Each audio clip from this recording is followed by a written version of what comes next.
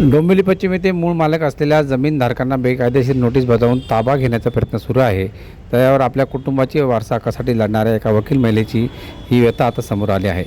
कोणत्याही प्रकारचा मोबदला न देता काँग्रेस पक्षाचे माजी नगरसेवक आणि बांधकाम व्यावसायिक नवीन सिंग यांनी स्वतः वैष्णवी इंजिनियर्स अँड डेव्हलपर्स यांनी म्हात्रे कुटुंबाच्या जागेवर अगोदर एक इमारत बांधली.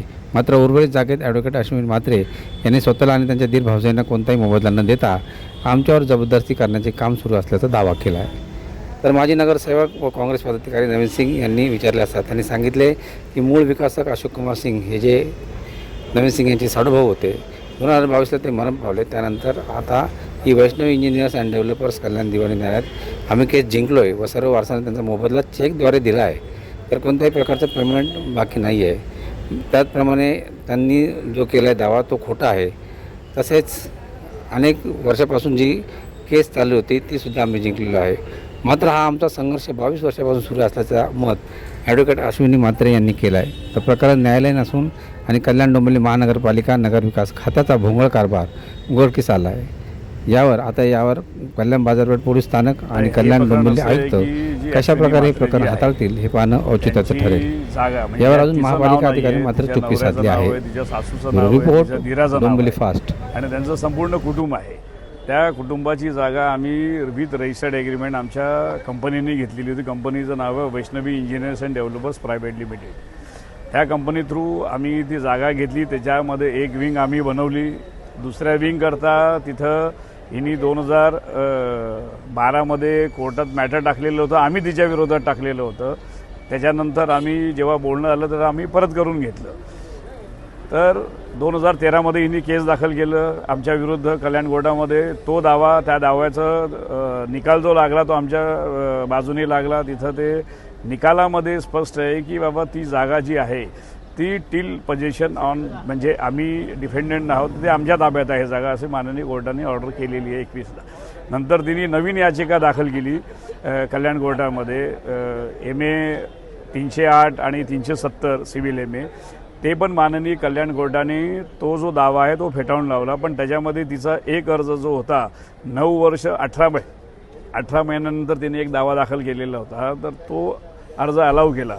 तो अर्ज पण आम्ही माननीय उच्च न्यायालयामध्ये रीट पिटिशन दाखल केलं. त्या रीट पिटिशन दाखल केल्यामुळे कल्याण कोर्टातले सगळे दावे हे रिजेक्ट करण्यात यावे अशी ऑर्डर झाली. आणि आजच्या तारखेला कोणत्याही प्रकारचा दावा नाही आहे.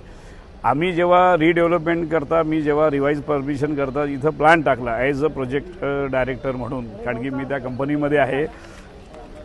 यांना आम्ही रीतसर 2022पर्यंत अश्विनी म्हात्रेचा मुलगा, तिचा नवरा, तिचा दीर, तिची सासू, अख्ख्या कुटुंबाला मी पैसे दिलेत आणि ते चेकनी आहेत. आणि हे सगळे हे बघा, हे डिटेल्स आहेत. हे तुम्हाला डिटेल्स दाखवतो मी. ही एक लिस्ट आहे. 58 लाखाची पेमेंट झालेलं ही आहे. आणि ते त्याच्यामध्ये ही पेमेंटचं स्लिप आहे. हे सगळं बँकेचं आहे. बँके थ्रू पेमेंट देण्यात आलेलं आहे. आणि त्याच्यामध्ये सगळं प्रकरण झाल्यानंतर आम्हाला न विचारता तिने आमच्या ताब्यात असलेल्या जागेमध्ये तिने इलिगल कन्स्ट्रक्शन तयार केलं. तिचं एक घर तयार केलं. तिच्यावर 2016मध्ये ऑलरेडी FIR दाखल आहे. मग तिच्या नवऱ्यावर आणि त्यांच्यावर गुन्हा ऑलरेडी दाखल आहे. त्या गुन्ह्याचं स्वरूप असं आहे की तिथं आमची लोक काम करत असताना ते दादागिरी करतात, त्यांना शिवीगाळ करतात, मारामारी करतात. तर ह्या प्रकारची ही बाई आणि त्यांचं कुटुंब आहे. तर आत्ता जे प्रकरण आहे इथं आम्ही ह्यांनी कारवाई काय केली ते विचारण्याकरता मी पण आलेलो होतो. त्याच्यामध्ये तिच्यावर MRTP ॲक्टनुसार त्यांच्यावर गुन्हाही दाखल करण्यात आलेला आहे, इलिगल कन्स्ट्रक्शन म्हणून. तर इलिगल कन्स्ट्रक्शननं जेव्हा गुन्हा दाखल केलेला सगळं, ती काय करते की हे वाचवण्याकरता अननेसेसरी इथं येऊन लोकांचे ते व्हिडिओ काढणं, अधिकाऱ्यांचे व्हिडिओ काढणं, त्यांच्यावर प्रेशर क्रिएट करणं, हा तिचा धंदा आहे. तिने माझ्याकडे 50 लाखाची मागणी केलेली आहे आणि अजून काहीतरी फ्लॅट मला द्या साधारण, अशी ती एक्स्टॉर्शन टाईप ती करते. त्याकरताही आम्ही विष्णुनगर पोलीस ठाण्यामध्ये आम्ही कंप्लेंट दाखल केलेली आहे. तर हा सगळा प्रकार आहे. काय नाव आपलं? माझं नाव अश्विनी सुरेश म्हात्रे. मी व्यवसायाने वकील आहे आणि गावदेवी गुप्ते रोड डोंबिवली पश्चिम येथे आमची वडिलोपार्जित मिळकत आहे. हे माझे मोठे दीर आहेत नवनाथ रामकृष्ण म्हात्रे. ह्या माझ्या जाऊबाई आहेत राजूबाई शालिक म्हात्रे. त्यांचा मुलगा अभय शालिक म्हात्रे. काय नेमकं काय काय आरोप चालले, काय नेमकं काय प्रकार आहे? सदर मी आता थोडक्यात आधी हे करते. सदर जागेचा 2008 मध्ये वैष्णवी डेव्हलपर्स इंजिनियर्स यांच्याबरोबर करार झाला होता आणि 2008 ते 2026 यामध्ये ठरलेले पैसे त्यांनी दिलेले नाहीयेत. त्याच्यामुळे 2008 ते 2012 मध्ये त्यांनी जे ठरवलेले सगळे चेक बाउन्स झाले. ते बाउन्स झाल्यामुळे आम्ही त्यांना म्हणजे आलेच नाहीत ते जागेवरती 2008 पासून. आणि 2012ला ते स्वतः कोर्टात गेले आणि त्यांनी सांगितलं की या जागेवरती आम्हाला कब्जा मिळायला पाहिजे म्हणून. तर माननीय न्यायालयाने त्यावेळेला आदेश दिले की सदर जागेचा चेक न वटल्यामुळे तुम्हाला कब्जाही मिळणार नाही आणि त्याचा FSI पण तुम्ही कुठेही वापरायचा नाहीये. असा आदेश झाल्यावरती लगेच त्यांनी दुसऱ्या दिवशी ती याचिका मागे बिनशर्त मागे घेतली. अनकंडिशनल विड्रॉ केलेला आहे तो दावा. आणि अनकंडिशनल विड्रॉ करून माझ्या बाजूचा एक प्लॉट आहे ज्याच्या प्लॉटवरती आमचीच नावं आहेत आणि पण त्यांच्या डेव्हलपमेंट अग्रीमेंटवरती आमच्या कुठेही सह्या नाहीयेत, कोणाच्याही सह्या नाहीत. असं असताना त्या जागेवरती बिल्डिंग बांधली आहे, त्या जागेवरती प्लॅन पास केलेला आहे आणि त्या प्लॅनमध्ये आमच्या ह्या जागेचा जो 8521 ब आहे त्याचा FSI 8521 क मध्ये वापरला गेलेला आहे. आता जे आरोप लावलेले आहेत नवीन सिंगांनी की बाबा पैसे दिलेले आहेत, त्यानंतर अग्रीमेंट झालेलं आहे, त्या व्हिडिओ काढतात, नेमकं ते काय प्रकार आहे? मुळात नवीन सिंग हा माझ्या जागेमध्ये कुठचाही विकासक नाहीये. वैष्णवी डेव्हलपर्स अशोक कुमार सिंग यांच्याबरोबर आमचा करार झालेला होता आणि अटी शर्तींचा भंग केल्यामुळे तो करार रद्द करण्यात आलेला आहे.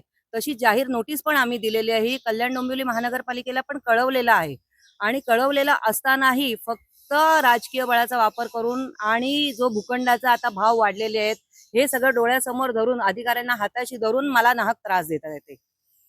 म्हणजे एकंदरीत त्यांनी सांगितलं की पैसे वगैरे दिलेत वगैरे ते सगळं. आज नवीन सिंग हे आता 2023 नंतर या प्रकरणात आलेले आहेत आणि आमच्या माहितीनुसार त्यांना हा भूखंड हडप करायचा आहे.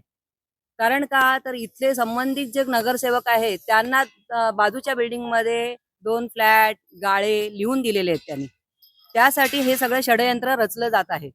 ADMC मध्ये काय झालं नेमकं, फाईल चोरी प्रकरण काय?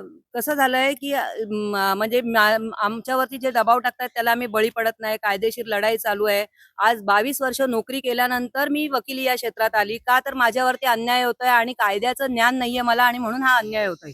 त्याच्यासाठी मी कायद्याचं ज्ञान घेऊन मी LLM पर्यंत डिग्री वयाच्या 45व्या वर्षानंतर मी वकील झालेली आहे. आणि असं असताना त्यांनी माझं जे ग्रामपंचायत वेळचं घर आहे, जे 1970 पासनाचा माझ्याकडे ग्रामपंचायतच्या टॅक्स पावत्या आहेत, ते घर माझं अनधिकृत ठरवलं. ते घर अनधिकृत ठरवल्यावर मी माझे सगळे पूर्ण 158 पानाचं डॉक्युमेंट प्रभाग क्षेत्र अधिकारी राजेश सावंत यांच्याकडे सबमिट केलं. पण मला कोणतीही संधी न देता त्यांनी माझ्यावरती MRTP गुन्हे दाखल केले. कोणतीही सुनावणी घेतली नाही माझी आणि MRTP गुन्हे दाखल केले. त्या विरोधात मी माननीय उच्च न्यायालयामध्ये दावा दाखल केलेला आहे. FIR कॉशिंगसाठी दावा दाखल केलेला आहे आणि तसंच आम्ही कल्याण डोंबिवली महानगरपालिकेमध्ये महाराष्ट्र प्रादेशिक अधिनियम नगररचनाचा जो नियम आहे त्याच्या रेग्युलराईजसाठी ऍप्लिकेशन दाखल केलेलं आहे. तर ते ऍप्लिकेशन दाखल केलेलं असताना संबंधित फाईल गहाळ झालेली आहे. जी आम्ही दस्त 158 पानाचं सबमिट केलेलं होतं तर ते दस्त गहाळ झालेलं होतं. आपण आता यावर आयुक्तांशी काही तक्रार वगैरे? हो, आयुक्तांकडे तक्रार केलेली होती. संचालक नगररचना आहे त्यांच्याकडे CCTV फुटेजची मागणी केलेली की माझी फाईल गेली कुठे, पण त्यांनी कोणत्याही प्रकारची दाद दिली नाही.